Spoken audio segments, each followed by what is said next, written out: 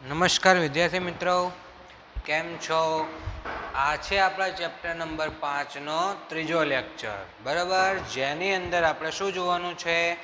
ન્યૂટનની ગતિનો ત્રીજો નિયમ આપણે સમજવાનો છે અને બળ વિશેના થોડા ખ્યાલોને આપણે જાણકારી મેળવશું, બરાબર છે? તો એ પહેલાં ન્યૂટનની ગતિનો ત્રીજો નિયમ સમજતા પહેલાં આપણે એક નાનકડી ભૌતિક રાશિ વિશે ચર્ચા કરવાની છે, જેને આપણે શું કહેશું? બળનો આઘાત કહે છે, બરાબર છે? તો બળનો આઘાત એટલે શું, બરાબર? તો એની જો આપણે કઈ વ્યાખ્યા લખવી હોય તો પદાર્થ પર લાગતા બળ,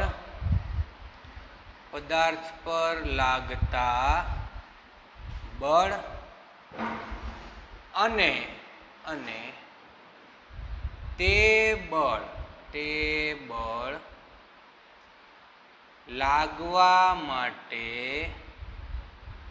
તે બળ લાગવા માટેના સમયગાળાના ગુણાકારને બળનો આઘાત કહે છે. શું કહે છે?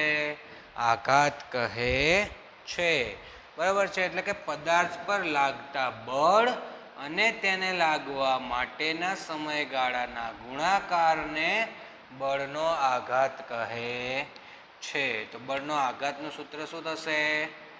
બળનો આઘાત એટલે બળ ગુણ્યા સમયગાળો. બળ ધારો કે આપણો F લાગે છે અને સમયગાળો આપણે ડેલ્ટા ટી છે. ધારો કે ટીમાંથી ટી સમય તો ડેલ્ટા ટી જેટલો સમય લાગે છે. તો આ શું થશે? બળનો આઘાત. બળના આઘાતનો એકમ, તો બળનો એકમ ન્યૂટન અને સમયનો એકમ સેકન્ડ. તો શું થઈ જશે? Newton into second. પારિમાણિક સૂત્ર m1 L1t - 2 ઇન્ટુ t1. તો m1 L1t - 1. તો આ થઈ ગયા આપણા બળના આઘાતનો એકમ, પારિમાણિક સૂત્ર, બરાબર છે? બળનો આઘાત છે એને તમે વેગમાનનો ફેરફાર પણ ગણી શકો છો. શું ગણી શકાય છે? વેગમાનનો ફેરફાર. તો બળનો આઘાત વેગમાનના ફેરફાર જેટલો હોય છે, બરાબર છે? વેગમાનના ફેરફાર જેટલો જ બળનો આઘાત હોય છે, બરાબર છે? એટલે કે કેટલો આઘાત હશે? કે જેટલું વેગમાનમાં ફેરફાર થશે એના જેટલો. આનું ઉદાહરણ આપણે જોઈએ તો ક્રિકેટર જ્યારે કેચ કરે ત્યારે, હવે જો જ્યારે કોઈ ક્રિકેટર કેચ કરતું હોય અને જો કોઈ નવો ખેલાડી હોય અને જૂનો ખેલાડી હોય, બરાબર, જે સારો કેચર છે, તો શું થશે કે ઘણીવાર જ્યારે સારો કેચર હશે, જે જૂનો હશે, એ શું કરશે કે કેચ કરતી સમયે પોતાના હાથને પાછળની તરફ લઈ જશે. એટલે શું કરશે કે બળ લાગવા માટેનો સમય વધારી દેશે. બળ લાગવા માટેનો સમયગાળો વધારશે એટલે એને આઘાત કેવો લાગશે? ઓછો લાગશે. અને બળનું મૂલ્ય એટલે કે જે ઇમ્પેક્ટ છે એના ઉપર એ બળ ઘટી જશે. શું થઈ જશે? બળ ઘટી જશે અને એને વાગશે નહીં. અથવા જો કોઈ નવો ખેલાડી હશે તો એ કેચ કરતી સમયે હાથને પાછળ નહીં લે તો એને વધારે ઈજા થવાની સંભાવના છે, બરાબર છે? આપણે કોઈ વસ્તુને તમે ઝાપટ મારો છો અથવા કોઈ વસ્તુ પર તમે બોલ ફેંકો છો ત્યારે એ દળો પણ એ વસ્તુ ઉપર આઘાત લગાડે છે, જેના કારણે ઘણીવાર એનો આકાર બદલાઈ શકે છે. જેમ કે રોટલી છે, તમે રોટલી બનાવો છો તો તમે જ્યારે વેલણથી એને બળ આપો છો તો એ બળનો આઘાત એ રોટલી ઉપર લાગે, જે લોટ ઉપર લાગે છે અને પછી એમાંથી રોટલી બને છે. સિમ્પલ વસ્તુ છે. આ આપણા વ્યવહારમાં જ આ બધી ઘણી વસ્તુ આપણે જોઈ હોય કે બળ અને સમયગાળો, જેટલા વધારે સમય તમે બળ લગાડશો એટલો વધારે એનો આઘાત લાગે છે, બરાબર છે? આ છે બળનો આઘાત. હવે જોવાનો છે આપણે ન્યૂટનની ગતિનો ત્રીજો નિયમ. કયો નિયમ જોવાનો છે? ન્યૂટનની ગતિનો ત્રીજો નિયમ. બરાબર, જોઈ લઈએ આપણે.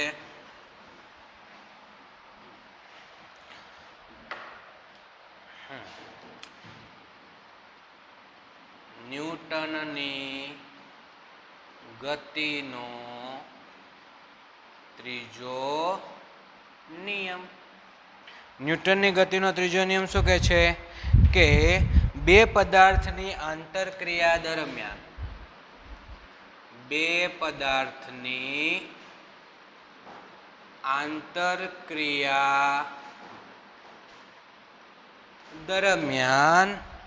એક પદાર્થ બીજા પદાર્થ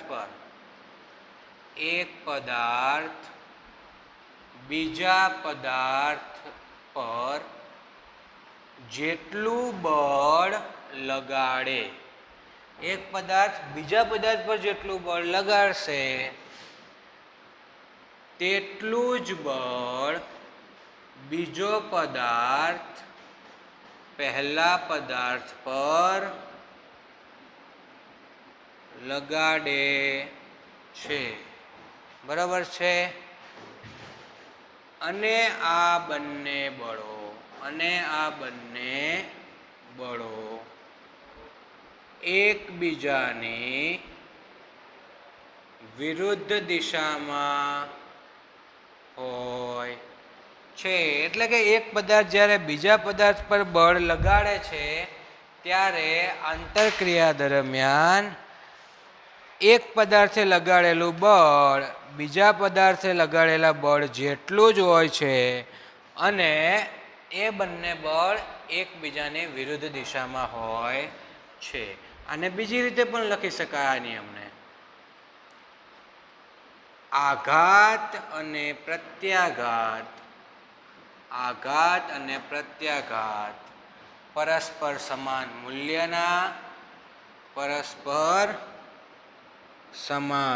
મૂલ્યના અને વિરુદ્ધ દિશામાં હોય છે. એટલે કે આઘાત અને પ્રત્યાઘાત કેવા હશે? સમાન મૂલ્યના અને વિરુદ્ધ દિશામાં હોય છે. બરાબર છે? આનું એક આપણે ઉદાહરણ સમજી લઈએ અને એના ઇમ્પોર્ટન્સ પોઈન્ટ આપણે લખી નાખીએ. બરાબર છે? તો ધારો કે કોઈ આ પદાર્થ એ અને આ કોઈ પદાર્થ બી, એ બી ઉપર બળ લગાડે છે એ બી, અને બી એ ઉપર લગાડે છે બી એ. તો આ બંને બળ કેવા હશે? સરખા મૂલ્યના અને વિરુદ્ધ દિશામાં હશે. તો આપણે આ બળને આ રીતે લખી શકાય કે એફ એ બી બરાબર એફ બી એ સરખા મૂલ્યના છે અને દિશા કેવી છે? વિરુદ્ધ. એટલે કે એ બી જે દિશામાં છે એની એક્ઝેક્ટલી સામેની, એક્ઝેક્ટલી વિરુદ્ધ દિશામાં કયું બળ છે? એફ બી એ બળ લાગે છે. બરાબર છે? તો આ ઉપરથી કહી શકાય કે એ બી ઉપર લગાડેલું બળ બી એ ઉપર લગાડેલા બળ જેટલું જ હોય પરંતુ વિરુદ્ધ દિશામાં હોય છે. ન્યૂટનની ગતિના ત્રીજા નિયમના ઇમ્પોર્ટન્ટ પોઈન્ટ્સ શું છે? ઇમ્પોર્ટન્ટ પોઈન્ટ્સ તો આ બળ હંમેશા જોડીમાં જ હોય છે. બળ હંમેશા જોડીમાં જ લાગે છે. એટલે કે ક્યારેય તમને સ્વતંત્ર બળ મળી શકે નહીં. તમે કોઈ પદાર્થ પર બળ લગાડો તો સામેવાળો પદાર્થ તમારી પર બળ લગાડે એવું ક્યારેય શક્ય નથી. એટલે કે સામેવાળો પદાર્થ બળ ન લગાડે એવું ક્યારેય બનશે નહીં. સામેવાળો પદાર્થ તમારી પર બળ લગાડશે. ભલે એ નાનામાં નાનું કોઈ કણ હોય. ઇવન મચ્છરને તમે બળ લગાડશો તો મચ્છર બી તમારી ઉપર એટલું જ બળ લગાડશે, પણ એ ખૂબ જ નાના મૂલ્યનું છે જેનો અહેસાસ આપણને થતો નથી. તો બળ હંમેશા શેમાં હશે? જોડીમાં. બરાબર છે? અને આ બંને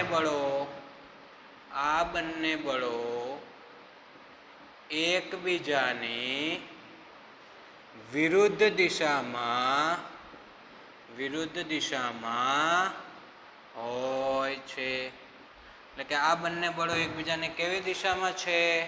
વિરુદ્ધ દિશામાં હોય છે, બરાબર છે. અને બંને બળો કયા બંને બળો? આઘાત અને પ્રત્યાઘાત. બંને બળો એટલે કે આઘાત અને પ્રત્યાઘાત એક જ સમયે અથવા ક્ષણે લાગે છે. આઘાત અને પ્રત્યાઘાત એક જ સમયે અને ક્ષણે લાગે છે. તો આ છે ન્યૂટનની ગતિનો ત્રીજો નિયમ કે બે પદાર્થની આંતરક્રિયા દરમિયાન જેટલું બળ પહેલો પદાર્થ બીજા ઉપર લગાડે એટલું જ બળ બીજો પદાર્થ પહેલા ઉપર લગાડે છે, પણ બંને બળ એકબીજાની વિરુદ્ધ દિશામાં હોય છે.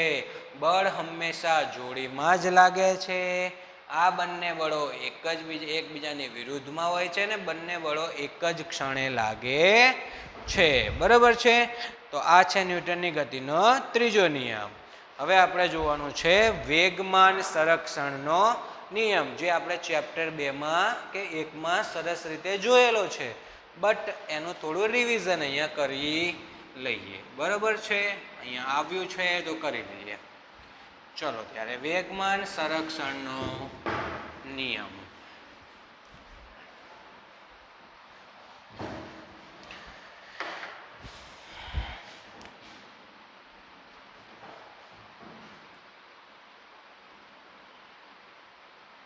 વેગમાન સંરક્ષણનો નિયમ. વેગમાન સંરક્ષણનો નિયમ શું કહે છે? તો એ નિયમ એવું કહે છે કે આંતરક્રિયા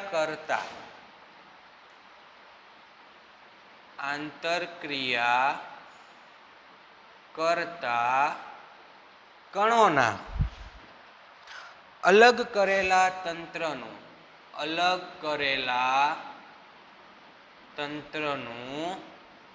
કુલ વેગમાન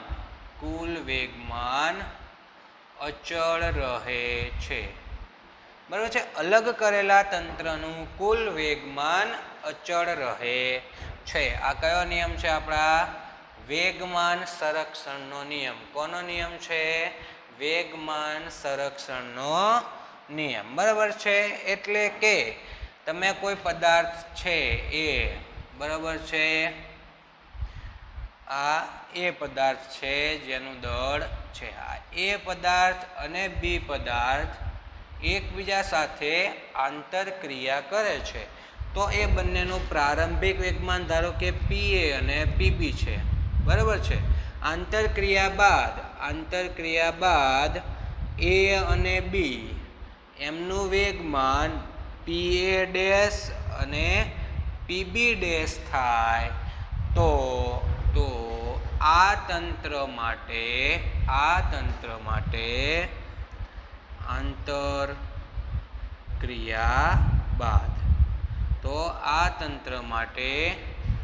PA વત્તા PB એ કેવું થશે? PA' વત્તા PB', એટલે કે એનું પ્રારંભિક વેગમાન જેટલું હતું એટલું જ એનું અંતિમ વેગમાન હશે, બરાબર છે. આ છે આપણું વેગમાન સંરક્ષણનો નિયમ. અને આ નિયમ સાર્વત્રિક નિયમ છે. સાર્વત્રિક નિયમ એટલે કેવો નિયમ? કે બધા જ પદાર્થો પર લાગશે, એટલે કે બધા જ નાના મોટા પદાર્થો પર લાગે છે. તો આ છે આપણા વેગમાન સંરક્ષણનો નિયમ કે આંતરક્રિયા કરતા કણોના અલગ કરેલા તંત્રનું કુલ વેગમાન અચળ રહે છે, બરાબર છે.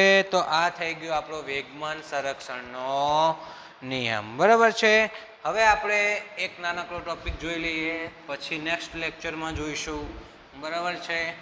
તો એ ટોપિક છે એક બિંદુગામી બળો. કેવા બળો? એક બિંદુગામી. નામ પરથી જ તમને આઈડિયા આવી જશે કે એક બિંદુગામી બળો. એક બિંદુગામી બળો કેવા હશે કે જે એક બિંદુમાંથી ઉત્પન્ન થતા હશે. બરાબર છે. તો લખો જે બળની કાર્યરેખા, જે બળની કાર્યરેખા એક જ બિંદુમાંથી પસાર થતી હોય, એક જ બિંદુમાંથી પસાર થતી હોય તો તેમને એક બિંદુગામી બળ કહે છે. તો જે બળની કાર્યરેખા એક જ બિંદુમાંથી પસાર થતી હોય તો તેમને એક બિંદુગામી બળો કહે છે. બરાબર છે. એક બિંદુગામી બળો, એક બિંદુગામી બળોનો સંતુલનમાં સરવાળો શૂન્ય થાય છે. એટલે કે એક બિંદુગામી બળોનો સંતુલનમાં સરવાળો 0 થાય છે. બરાબર છે. જો એનું ઉદાહરણ લેવું હોય તો એક્ઝામ્પલ કે જો કોઈ પદાર્થ પર F1 અને F2 બળ લાગતા હોય અને તે સંતુલનમાં હોય, અને તે સંતુલનમાં હોય તો તેમનો સરવાળો F1 વત્તા F2 0 થશે. શું થશે? F1 વત્તા F2 0 થશે, જ્યાં F1 બરાબર -F2. બરાબર. તો આના ઉપર જો આપણે આ સિચ્યુએશનની આકૃતિ દોરવી હોય તો આપણે આ રીતે દોરી શકીએ. બે આકૃતિ થઈ શકે આની. આ બિંદુમાંથી એક આમ બળ જતું હશે ને એક આમ, આ F1 અને F2. તો આ F1 વત્તા F2 થશે 0. અને બીજી આકૃતિ જો થતી હોય તો એક જ દિશામાં નહીં પણ વિરુદ્ધ દિશામાં F1 અને F2. તો અહીંયા પણ શું થશે? F1 વત્તા F2 = 0. એટલે કે એક બિંદુગામી બળો જો સંતુલનમાં હોય તો તેમનું કુલ બળ 0 થાય. હવે આની અંદર તમને 3 બળો આપેલા હોય, 4 બળો આપેલા હોય તો પણ તેમનો સરવાળો તો 0 થવો જોઈએ. ક્યારે? જ્યારે તે સંતુલનમાં હોય છે ત્યારે. બરાબર છે. જ્યારે આપણે કોઈ જગ્યાએથી પડી જઈએ છીએ ત્યારે આપણે આપણું સંતુલન ગુમાવીએ છીએ અને ત્યારે આ બળ 0 માંથી કંઈક મૂલ્ય આવે પરિણામી, એટલા માટે આપણે પડી જઈએ છીએ તો આપણે આપણું સંતુલન ગુમાવીએ છીએ. બરાબર છે. તો આ છે એક બિંદુગામી બળો. તો જે બળની કાર્યરેખા જો અહીંયા જો એક જ બિંદુમાંથી નીકળે છે ને એની કાર્યરેખા, તો જે બળની કાર્યરેખા એક બિંદુમાંથી પસાર થતી હોય તેવા બળોને એક બિંદુગામી બળો કહે છે. બરાબર છે. કેવા બળો કહેશું આપણે એને? એક બિંદુગામી બળો કહે છે. બરાબર છે. તો આ થઈ ગયો આપણો લેક્ચર નંબર 3. હવે આપણે જોઈશું નેક્સ્ટ લેક્ચરમાં અને આગળ વધારીશું આ ચેપ્ટરને.